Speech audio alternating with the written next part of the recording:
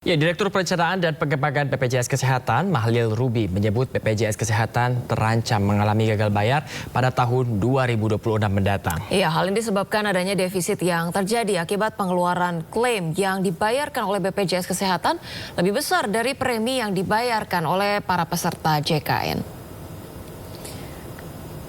Menurut Mahlil Ruby, peningkatan klaim yang dibayarkan kepada para peserta BPJS ini disebabkan oleh beberapa hal. Mulai dari meningkatnya kunjungan masyarakat ke rumah sakit dengan membawa penyakit-penyakit kronis. Ada tambahan fasilitas kesehatan dan kapasitas dari rumah sakit, peningkatan kasus penyakit yang memiliki biaya mahal, peningkatan kelas rumah sakit, hingga adanya potensi fraud. Selain itu, keaktifan jumlah peserta yang membayar premi jauh di bawah jumlah peserta BPJS Kesehatan juga diakui menjadi penyebab klaim yang dibayarkan BPJS Kesehatan terus membengkak. Beberapa faktor yang membuat pendapatan premi BPJS Kesehatan tidak kunjung mengalami peningkatan dan menyeret pada ancaman gagal bayar disebabkan oleh kenaikan upah yang rendah. Peserta aktif didominasi kelas 3 hingga validasi data yang kurang tepat. Ini saya ingin mengatakan bahwa kalau kita tidak ada melakukan sesuatu kebijakan apapun, maka pada tahun 2026 atau 2025 kita akan defisit, gagal akan aset neto negatif. Gagal bayar kalau tidak ada adalah pada kondisi kalau kita baik 2026, kalau kita normal Maret 2026, kalau buruk di Agustus 2025.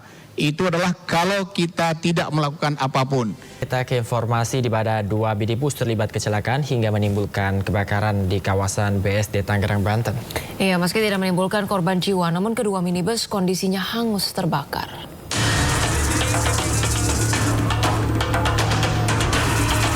Kobaran api membakar 2 minibus di Jalan Bumi Foresta BSD, Tangerang, Banten. 2 minibus ini terbakar usai terlibat kecelakaan. Dinas pemadam kebakaran pun berusaha memadamkan si jago merah.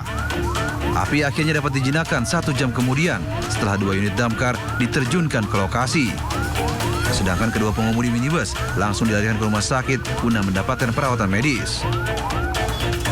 Sebelum kedua minibus terbakar, 1 minibus melaju dari arah Pagedangan menuju Cisauk ini tiba-tiba menghantam minibus lainnya yang tengah terparkir di pinggir jalan.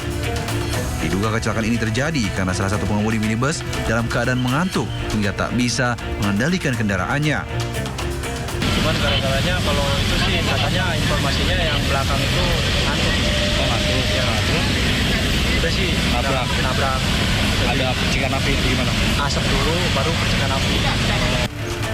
Kasus kecelakaan ini pun ditangani Satlantas Polres Tangerang Selatan.